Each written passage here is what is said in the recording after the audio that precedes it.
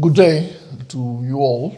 I'm Javier Rupérez, ambassador of Spain, and at the same time I'm professor of international affairs on several Spanish and American universities. I'm honored and pleased to have the chance to deliver this introduction to the masterclass on global security challenges. And first of all, I want to thank the Isen University Centro of the University of Murcia, and I want to thank certainly Mr. Luis Cruz Mirabet, who is the Director General of the Centre, as well as General Lorenzo Bastida and Colonel Juan Carlos Martín Torrijos for the invitation. And I would like as well to thank you all, professors, students of the Centre, for their attention. And I do hope that my presentation comes and could be useful for their endeavors and their learnings. Now, I would like to start by quoting someone who is not very often quoted in this environment, which is former Secretary of Defense of the American administration, Donald Rumsfeld.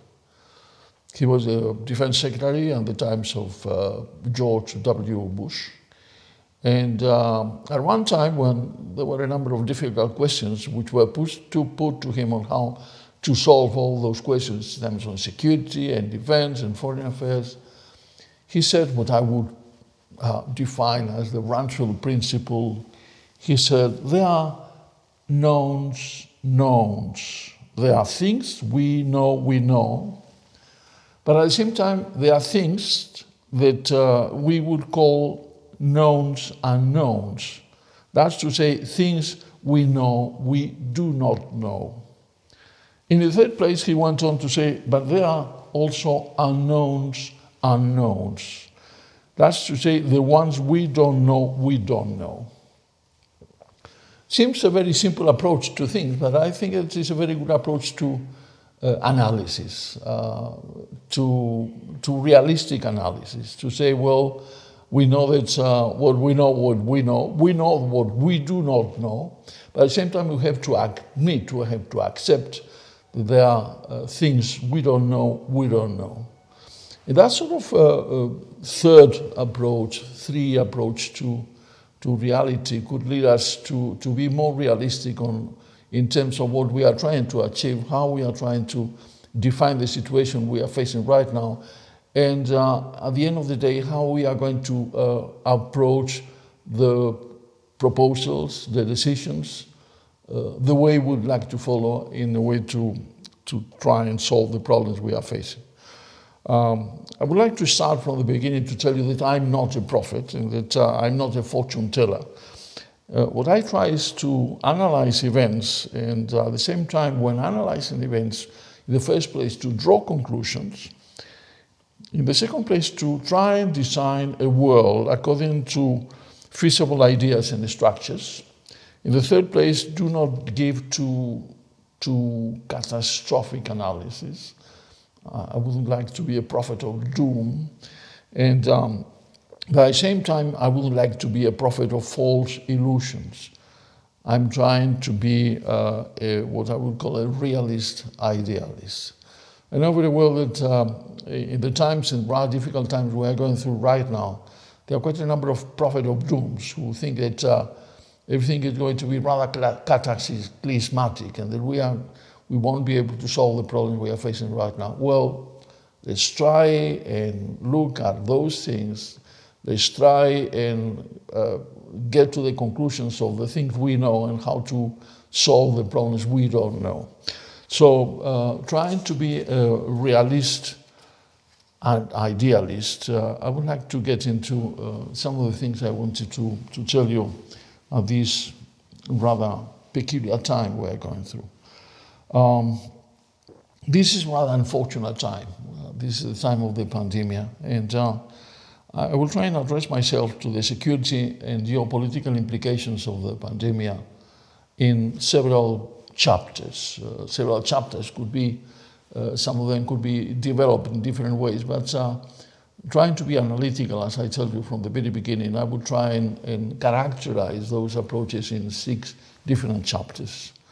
The first one would be try and define which is the world impact of the pandemic in the previous non-international context.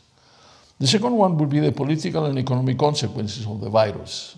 The third one would be how to try and define the role of China, because after all, very many of the origins of the problems we are facing right now are there, and to try and analyze the role played by China in the present and in the future. The fourth point would be the pandemic and its effects on what I would call the Second World War consensus, international consensus. The fifth one would be to try and write the future. After all, at one point or other, we will have to face our own responsibilities and imagine how we are going to build up that future. And the sixth and final point would be the geopolitical, economic, and social uncertainties we are facing right now. That would be rather that last point of the Ranfield principle, the unknowns. Because after all, I feel that we should ask ourselves, all things considered, is there a future after the coronavirus is struck? Is there things we can imagine how we are going to deal with after all the problems we've been facing the last few months because of the pandemic and the virus and the coronavirus? That would be roughly what I'm trying to tell you.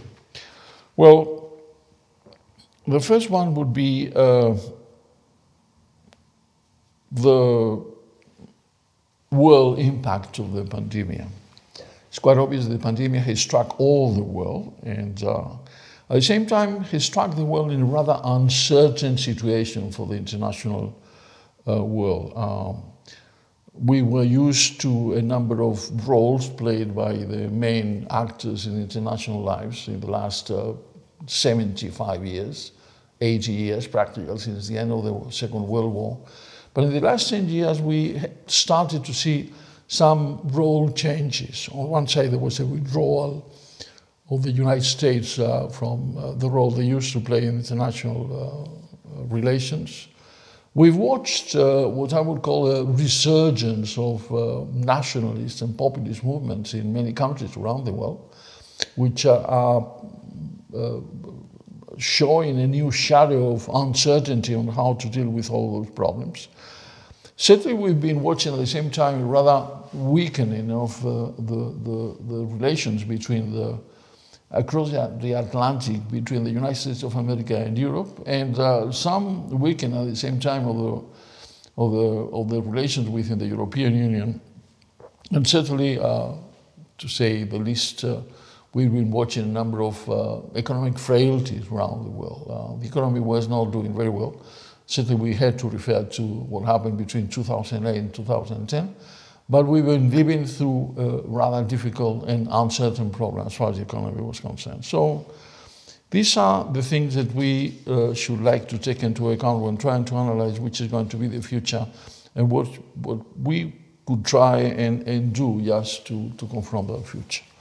Well, the withdrawal of the United States, that's something which was quite obvious. Many people would say, well, that was what Trump tried to do. And it's true. Trump has been trying to withdraw, to reshape, in a way, the role played by the United States in a rather uncertain way. But it was, if we look at it, we have to realize that it was President Obama which started that withdrawal of the United States from the international arena for a number of different reasons. Certainly, the main reason is something we have to take into account. And to tell you the truth, in the last 20 years, I've been living a significant part of my life in the United States, and I know very well that country, and I like and love that country. And now I know very well what is for any country in the world, certainly for the United States, to have been in war for 20 years, 20 continuous years. We have the war in Iraq, we have the war in Afghanistan, we have the people who were dying, the young people who were dying or maimed because of the war. So that's a serious blow in the suffering of the the citizens of the United States. And I think that Obama was trying to take that into account and say, well, that's enough is now. We've been warring abroad for quite a number of years. It's time to withdraw. But at the same time, there was a realignment of what he was trying to do as far as the foreign policy of the United States. He was trying to look east instead of west.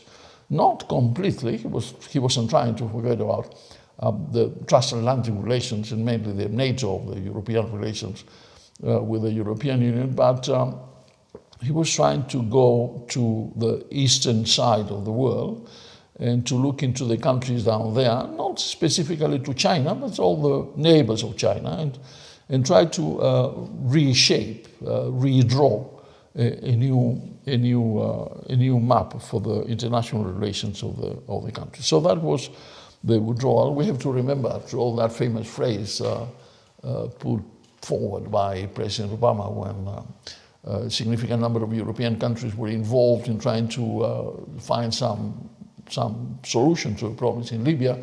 And he told them, well, we are going to drive from behind. We are not going to be involved directly in the whole affair. We will drive from behind. That's a very apt description of the withdrawal of the United States. Certainly, although all that withdrawal has been accentuated by Trump to a point which is rather difficult to understand.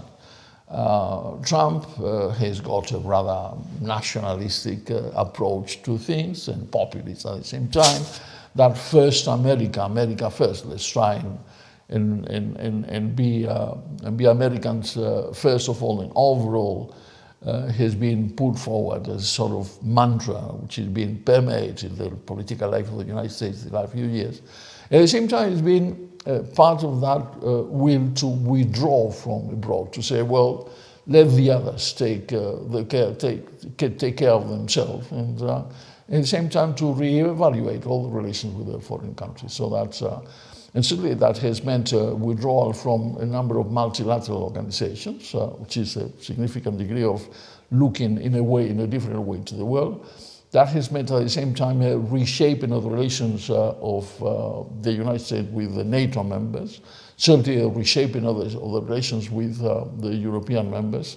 So a new approach to that country which wanted, according to President Trump, to look into their own problems, not into the problems of the other. So that's, after all, for a situation where there was one big player in the international arena, which was the United States, has to watch how that country decided to withdraw and not to get into international affairs was quite a change. The second point I wanted to refer to that sort of how the situation, the international situation was before the pandemic struck was Europe. Europe was not doing very well I know very well that it's rather difficult to imagine how the European Union right now could disappear. I would think that would be an international catastrophe and could bring about a number of problems which are unforeseen right now. But at the same time, the European Union of 27 members were not exactly the European member of 15, 12, or 6 members. There were a number of new countries getting there with different sensitivities, different problems, different approaches. And even within the European Union were sort of rather subgroups trying to look into their own problems. On one side, you have some of the former members of the Warsaw Pact trying to get into that group of theirs, the Visegrad group, and on the other side, you had all those countries in the West. The so-called wealthy countries, countries trying to impose to the others a rather rigid approach to the working of the economy and the economic relations among them, the so-called the new Hanseatic League.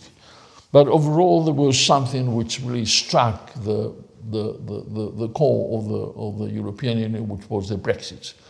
The fact that the United Kingdom decided to abandon Europe, it was not an anonymous member of the Union leaving it, was the first time in the history of the European reunification that one country decided to leave. And certainly that was a doubt about the future of the Union, a doubt about the relations between the Union and the United Kingdom, who was no longer a member. At the same time, a reassessment of all values, approaches, methods that had been developed by the European Union since the beginning in the 1950s, when the European unification started to take shape. There are, at the same time, all the rather bitter memories of the time of the crisis between 2008 and 2010. There are the problems of Germany. We are all wondering what is going to happen when Frau Merkel disappears from the scene, and another one is going to take her place as Chancellor of the Federal Republic. And we have to face a number of rather poor, what I would call poor leaderships in a number of European countries. Italy is not doing very well. Spain is not doing very well. France is not doing very well. And certainly the United Kingdom, either inside or outside, within or without the European Union, is not doing very well. So there are poor leadership we have to take into account. Then we have, in general, the reappearance of nationalisms and populisms. Nationalism is sort of going back to the tribal feeling that what really counts is not so much the relationship with the others, the globalization of our problems, to try and approach multilaterally the problems we have to face, but try and look into our own reality, our own national reality, and trying to project to the others this nationalistic approach. That's the return to the tribe. Essentially, the populism is something we have to take into account because it indicates a rather worrying tendency to show some degree of lack of confidence in the working of democracy. The way, well, after all, these parliamentary democracies we've been going through in the last 40 years are no longer in use, and we had to look into all those populist, massive movements of people trying to define what they want to achieve in their own national and international affair. And then we have a number of people, a number of nations, a number of countries which are being identified willingly or unwillingly without populist tendencies. We have the case of Prime Minister Orban in Hungary, and the case of Kaczynski in Poland, and the case of Sanchez in Spain and Iglesias in Spain. We have the cases in Latin America of Maduro, and the case of Cuba, the case of Bolsonaro in Brazil, and so on and so forth. And then finally, and I will go into the detail of it, we have the cases of China and Russia. China and Russia are rather authoritarian regimes, systems run by dictatorship of sorts. We can't go into the detail right now. But in the meantime, what happens is that even before the United States decided to withdraw from the international arena, China has become the second world power in terms of the economy. And this is something we have to deal with, we have to take into account, and we cannot forget, regardless of what we think about the doings of China. Russia has been trying to regain what used to be the Soviet Union. It has not achieved. Russia is a second-rate power, if you want. They are trying to be relevant in some parts of the world, mainly in the Middle East, precisely because they are trying to occupy the role and the place that the United States decided to abandon. But at the same time, all those authoritarian regimes are trying to show their own qualities in trying to solve the problems of their own citizens. And, they are not completely alien to the world of the civil wars. And certainly through the civil wars and through a number of disinformation activities, they've been trying to present themselves as the right model for the future of the world, the right authoritarian model for the future of the world. Now, the second point is what is the impact of the COVID-19, which is the impact of the pandemic? What are going to be the final consequences of the virus in terms of the economy, in terms of social life, in terms of geopolitics, and whether that's something that we are watching it and suffering from it practically every day. We've been confined for a number of weeks, we've been watching how quite a number of our own citizens are suffering directly from the strike of the COVID-19, and we are wondering how that is going to develop, what is going to happen in the future, how long is that going to last, and so on and so forth. And we are wondering, is that something comparable to a world war? It is something that we could be compared to something which happened in the past, and how are we going to deal? Are there any lessons we could learn from those world wars in terms of how to solve the problems that the present, the future is presented to us? Can we learn from the past? Well, to start with, certainly we have a problem in this, is the lack of precedent. We don't really have memories of what happened in the previous viruses attacks in the world. It's not the first time that happens. After all, we could go back to the Middle Ages and see what happened in Europe with the flu, with the pest, with several attacks. We can go even not so far away, not so distant away, in the 1940s when Camus, the very well-known French writer, published La Peste. And if we reread it, we could realize that in the 1940s, people used to know very well how the pest could develop, how the pest could affect the lives of the people, and how could you fight against it. Certainly, we could always think about what happened in 1918, immediately after the First World War, when practically during a year the so-called Spanish flu struck all over the world, causing something between 50 and 100 million of people's of deaths. But we could think about the oil crisis in the 1960s. We could call about the viruses of SARS, of the HIV, of Ebola.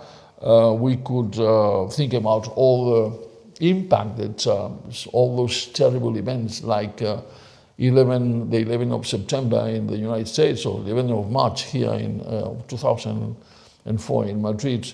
But there is nothing really comparable. We try and imagine a situation where the whole world was affected by a pandemic, which is something in terms of affecting the normal lives, the basic lives of the people, and we don't have any memories of that. And certainly the lack of memory at the same time has involved something extremely serious, which is the lack of preparation. We were practically unprepared to fight against it. We still don't know exactly how is that going to develop. People who know, they know, say that after all, before we have a vaccine against this virus, nothing is going to happen, and so on and so forth.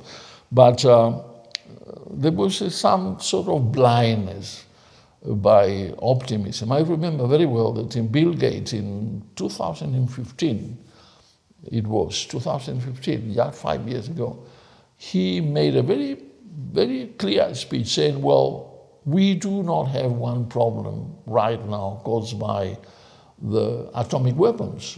We shouldn't be concerned about what is going to happen because of an atomic war. This is not going to happen right now. We should be concerned about viruses striking the world. He was right 5 years ago. Why didn't doctors and politicians and people dealing with epidemics take into account all those things? So now that we have all the world which is being somehow affected, more or less, by the pandemic, can we ask ourselves, is this a new world war? Well, in the past, the totalitarian systems always tried to solve those problems by saying, well, we have the force, we have the knowledge, we have the will to solve those problems. And at the same time, they approached the solutions with a rather obvious lack of transparency in trying to explain what they were trying to do. There was a very strong inclination to disinform the population about what they were trying to achieve and how they were going to try and solve the problems, and how were they going to try and solve the future. and at the same time with a very wide use of lies all over the world. And this is something we have to take into account. Is this a new world war? Up to a point. Which is the enemy? COVID-19. Can we compare COVID-19 to one of the enemies that we used to know in the First and Second World Wars? Well, up to a point, yes. Well, but at the same time, what we should take into account is that the economic consequences of the virus are already terrible. Practically every day when watching TVs and listening to the news, we realize that hundreds and hundreds of thousands and perhaps millions of people are hungry.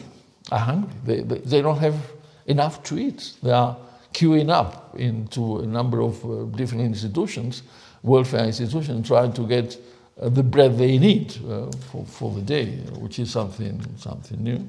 At the same time, certainly we cannot compare still the numbers of those who died in that Spanish flu in 1918 and 1919, but certainly we do have practically around 500,000 people all over the world who have already died because of the virus.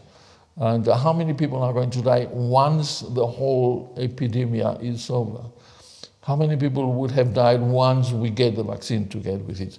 But in the meantime, we have all those things which are really striking as far as we watch all those informations. But if we look at the economic consequences of the situation, we do realize that it's going to be extremely serious, even for people who are not necessarily going to die of hunger, but people who are going to find themselves in dire straits in terms of the economy and social survival. For instance, we look at the case of Spain.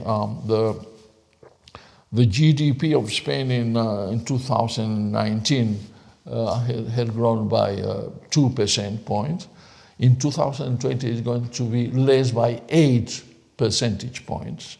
In 2021, will be up to by 3 points, according to the International Monetary Fund.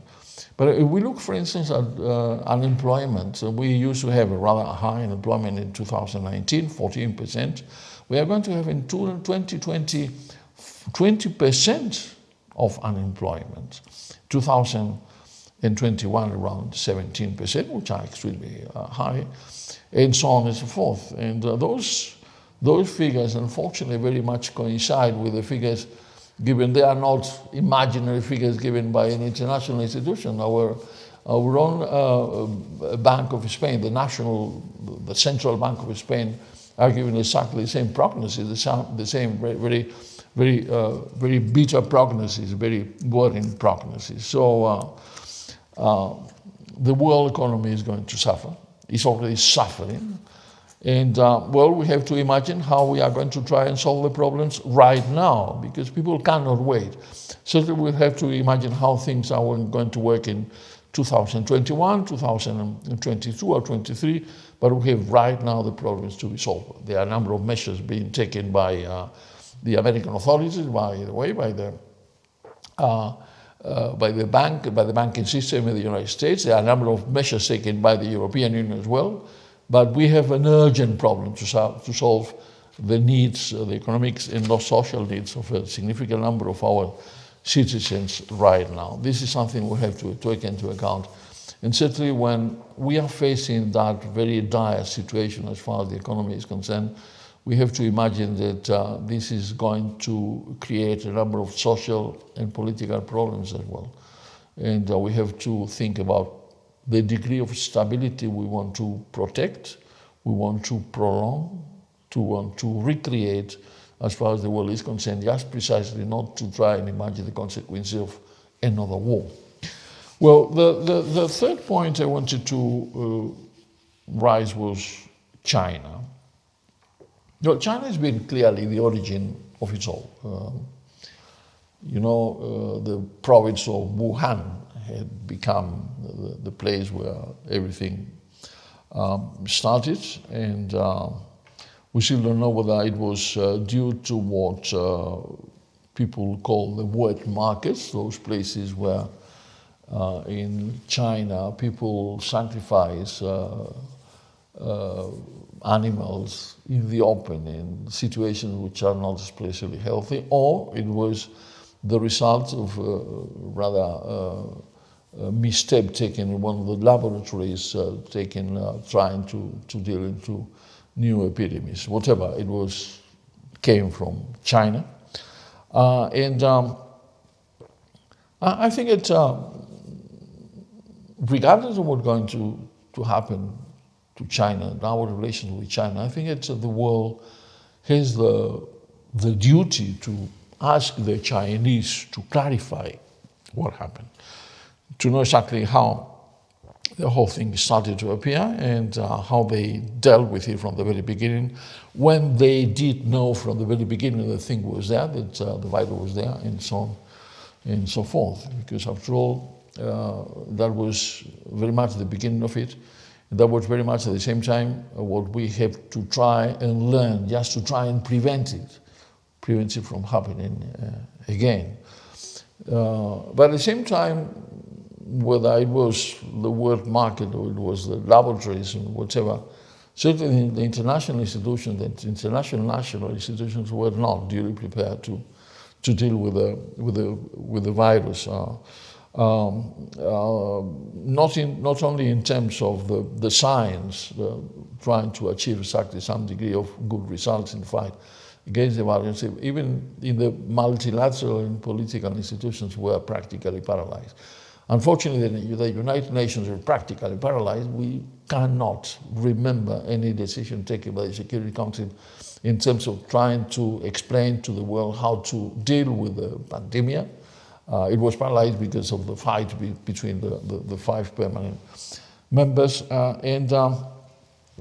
So practically all the countries were forced to look for their own national resources when they didn't know exactly how to look for those resources, when those resources didn't exist or were not in enough quantity to satisfy the problems created. And so they were forced to try and solve those problems in a more national, regional, domestic areas. Well, that brought about something which is going back to the tribe. Well, the international institutions were not able to solve the problem, so I'm not going to try and tell you whether the World Health Organization was doing all the things they could. Probably they could not. Certainly the reputation of the organization right now is not the best that we could dream of. And but certainly the orientation, the indications, the prognosis, the recommendations were not there. So the result was that practically every country, every nation was forced to try and solve the problem by itself. And that, as I indicated before, that brings about that sort of tribality. Well, let's go and try and go back to solve our own problems. So that so we have to look into the Chinese responsibility. There are people who say that we should try China as the enemy, as the one starting the war, the Third World War. I wouldn't go that far, frankly. I think it doesn't correspond exactly with the situation, probably. It's hard to believe that the Chinese did it on purpose.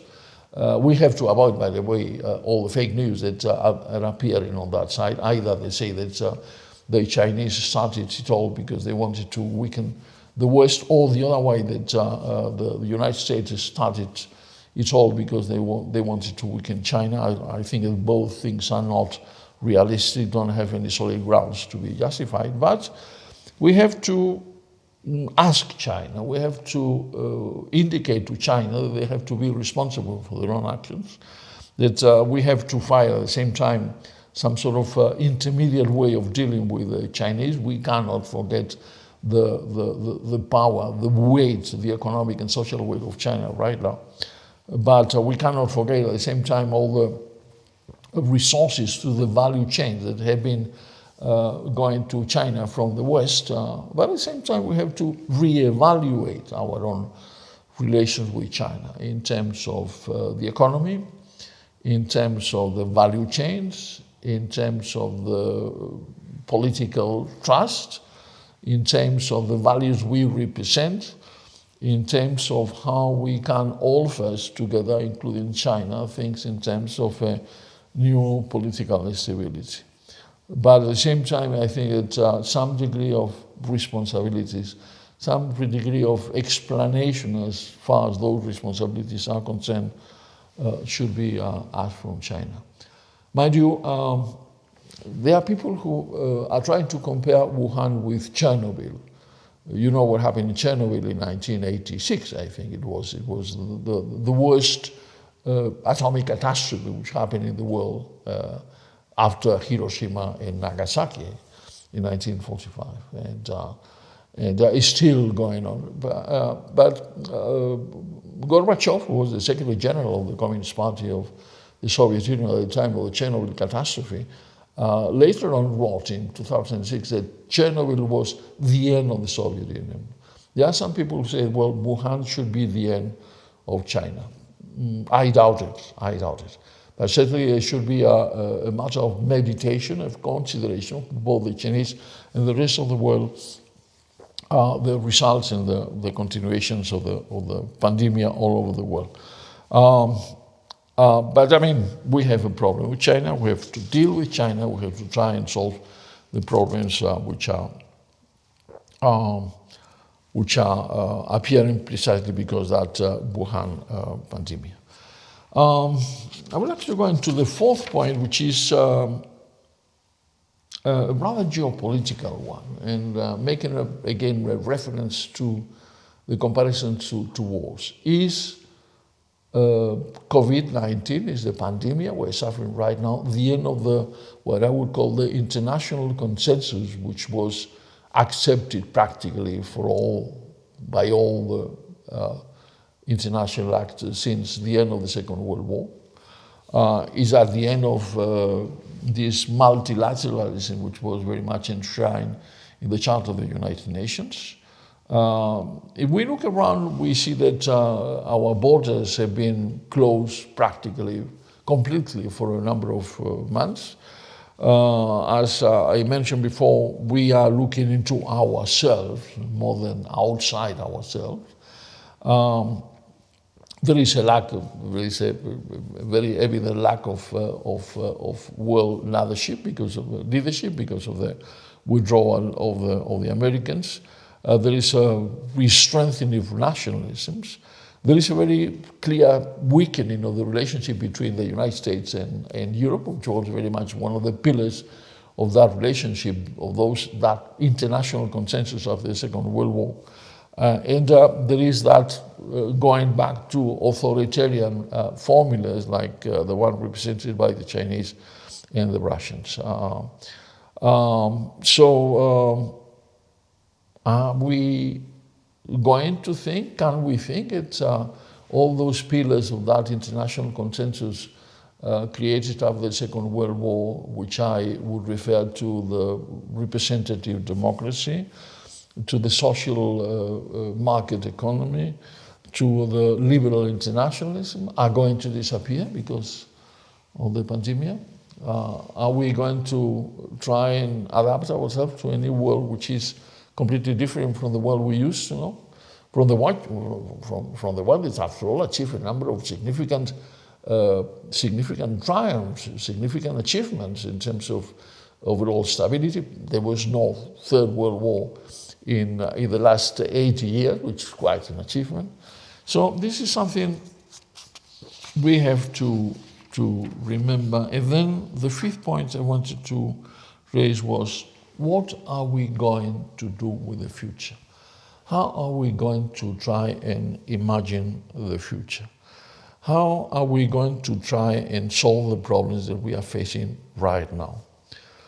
And from that viewpoint, I would consider, and I would submit to your consideration two possible models.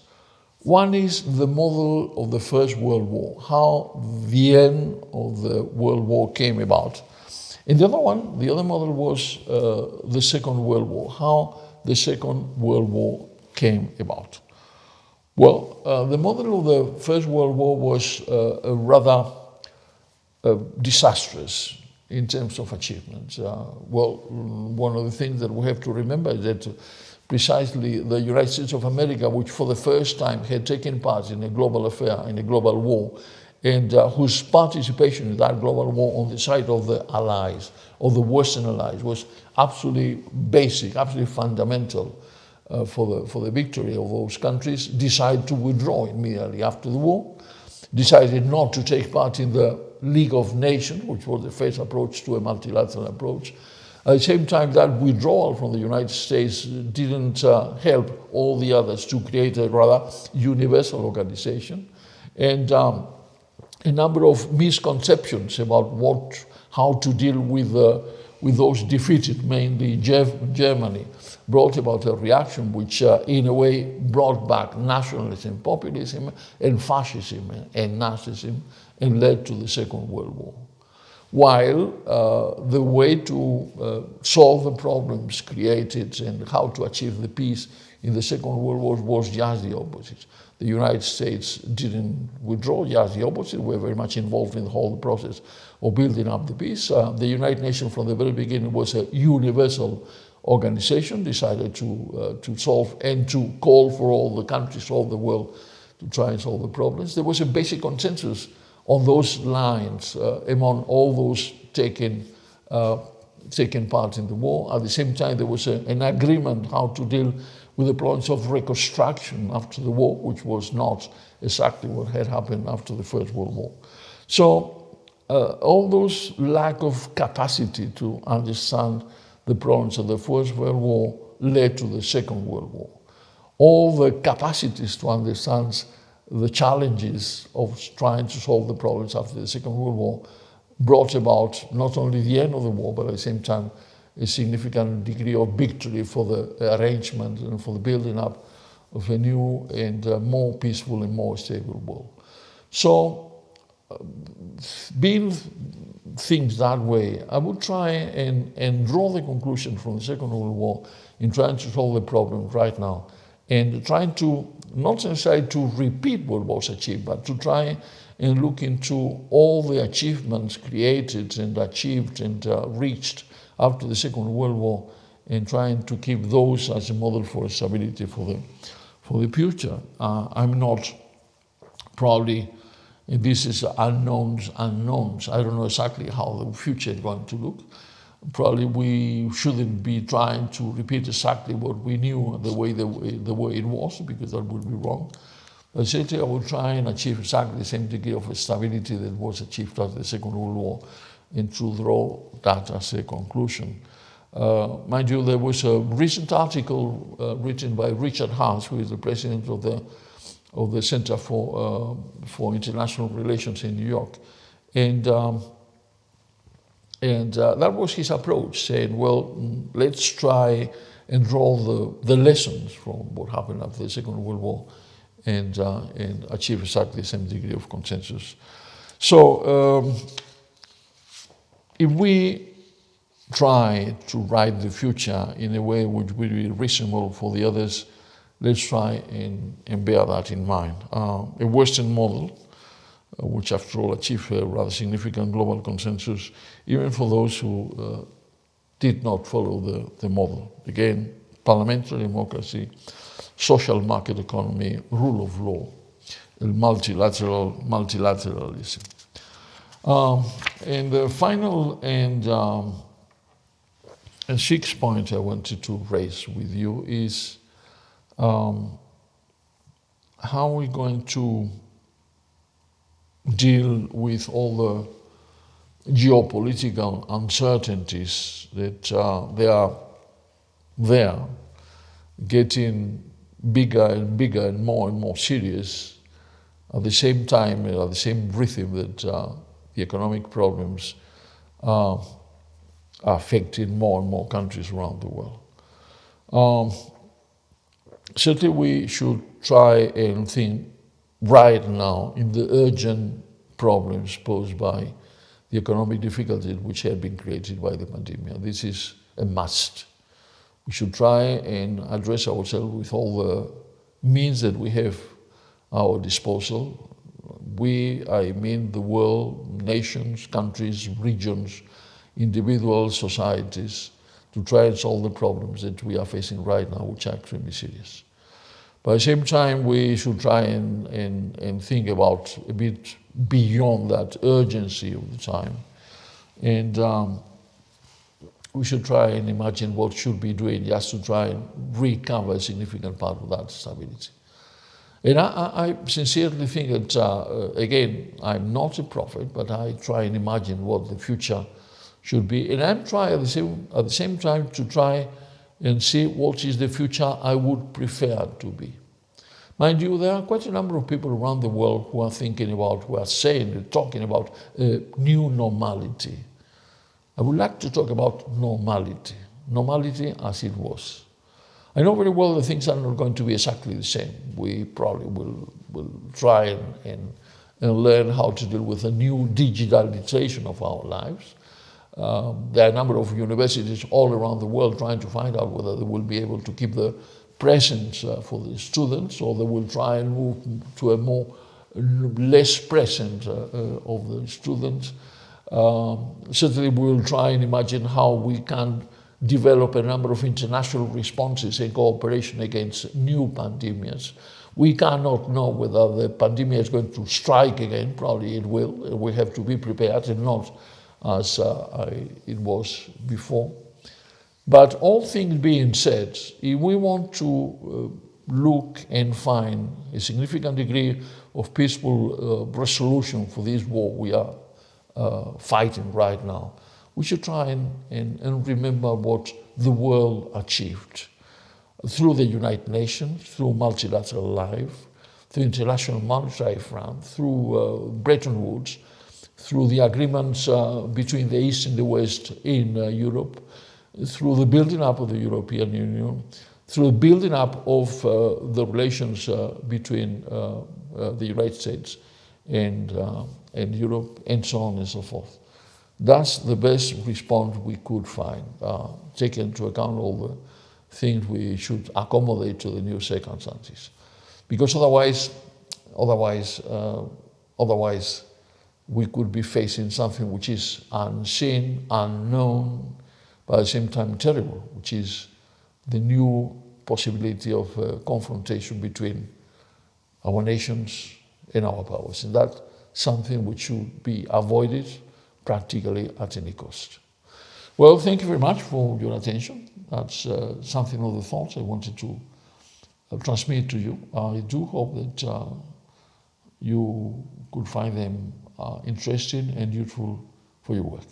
Thank you again, and good day.